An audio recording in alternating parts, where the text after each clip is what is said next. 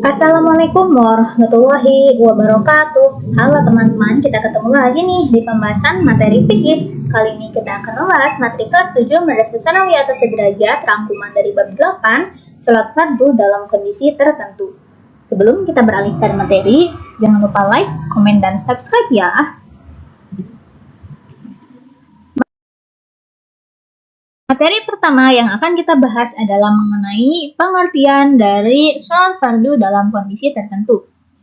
Sholat fardu dalam kondisi tertentu dapat diartikan sebagai pelaksanaan sholat dalam kondisi yang tidak wajar dengan cara-cara yang lebih luwes dan longgar dibandingkan dengan pelaksanaan sholat dalam situasi yang normal.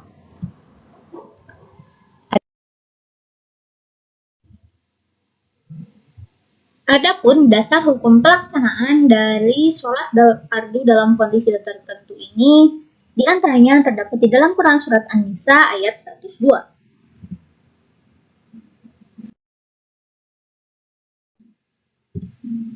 Sholat khauf dan tata caranya. Sholat khauf merupakan sholat fardu yang dilaksanakan di tengah munculnya kekhawatiran atau ketakutan. Pada masa Nabi, sholat khauf dilaksanakan di tengah kecamuknya pertempuran melawan orang kafir. Adapun tata cara dari sholat khauf adalah yang pertama kita lihat dulu ya. Penyebab rasa khawatir atau khauf ini adalah musuh akan menyerang dari arah kiblat.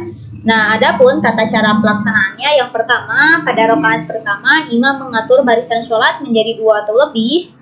Yang kedua, imam melaksanakan sholat bersama barisan pertama dan saf kedua secara bersamaan. Yang ketiga, imam dan kedua barisan melaksanakan takbiratul ihram hingga ruku bersama-sama. Yang keempat, imam dan barisan pertama melakukan sujud, sedangkan barisan kedua tetap berdiri untuk berjaga-jaga. Selanjutnya, setelah imam dan barisan pertama bangkit dari sujudnya dan berdiri seperti semula, maka barisan kedua melakukan sujud, sedangkan imam dan barisan yang pertama berjaga-jaga. Yang keenam, pada rakaat kedua, barisan kedua ikut sujud bersama imam, sedangkan barisan pertama berjaga-jaga. Yang ketujuh, ketika imam dan barisan kedua melakukan sujud dan duduk bertasyahud, maka barisan pertama menyusulnya. Dan yang terakhir, imam barisan kedua dan barisan pertama melaksanakan tasyahud bersama, disusul mengakhiri sholat dengan salam. Adapun yang kedua, penyebab rasa takutnya adalah musuh akan menyerang dari arah selain kiblat. Tata caranya, yang pertama, salah satu jamaah mengumandangkan azan dan iqamah, Yang kedua, imam membagi jamaah ke dalam 2 kelompok.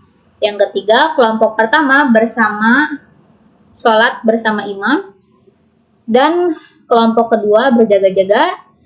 Yang selanjutnya, jika sholat yang dilaksanakan berjumlah 2 rakaat, kelompok pertama yang sholat bersama imam cukup berjamaah 1 rakaat. Setelah itu menyelesaikan sholatnya sendiri-sendiri untuk selanjutnya berjaga-jaga. Jika sholat yang dilaksanakan berjumlah 3 atau 4 rakaat, kelompok pertama yang sholat bersama imam cukup berjamaah 2 rakaat. Setelah itu menyelesaikan sholatnya sendiri-sendiri untuk selanjutnya berjaga-jaga. Setelah kelompok pertama selesai sholatnya, kelompok kedua bergabung dengan imam, dan yang terakhir imam meneruskan sholatnya hingga salam. Sedangkan kelompok kedua meneruskan secara sendirian hingga mengakhirinya juga dengan salam.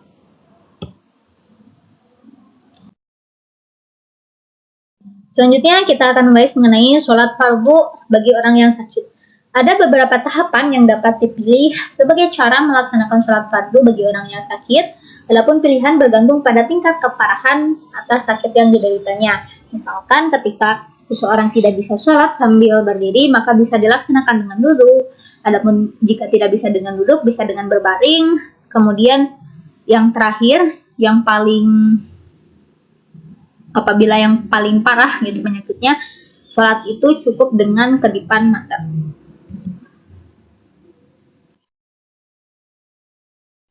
Sholat fardu di atas kendaraan. Disunahkan menghadap kiblat pada waktu takbiratul ihram.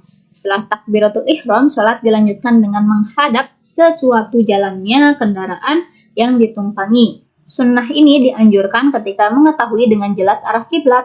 Jika tidak mengetahui arah kiblat secara pasti, sholat dapat menghadap arah sesuai laju kendaraan. Jika tidak memungkinkan, sholatnya tidak harus dilakukan seperti dalam keadaan normal. Berdiri dan menggelar sajadah. Pelaksanaan sholat dapat dilakukan di kursi atau tempat duduk masing-masing. Hal ini dianalogikan dengan sholat Rasulullah di punggung unta. Sholat fardu di tengah kondisi yang tidak pasti. Keadaan yang memungkinkan umat Islam tidak dapat melaksanakan sholat fardu secara normal. Keadaan ini adalah keadaan yang tidak pasti dan dapat diartikan sebagai suatu kondisi yang menciptakan rasa was-was, khawatir, dan takut akan terjadinya sesuatu jika kita melaksanakan sholat dengan cara yang normal atau wajar.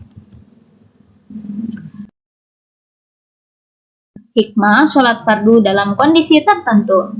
Yang pertama, mengurai karomah dalam sholat fardu dalam kondisi tertentu, dan yang kedua, beristiqomah secara sosial. Baik, cukup sekian pembahasan kita pada materi kali ini. Semoga bermanfaat. Mohon maaf apabila ada kesalahan. See you and thank you. Wassalamualaikum warahmatullahi wabarakatuh.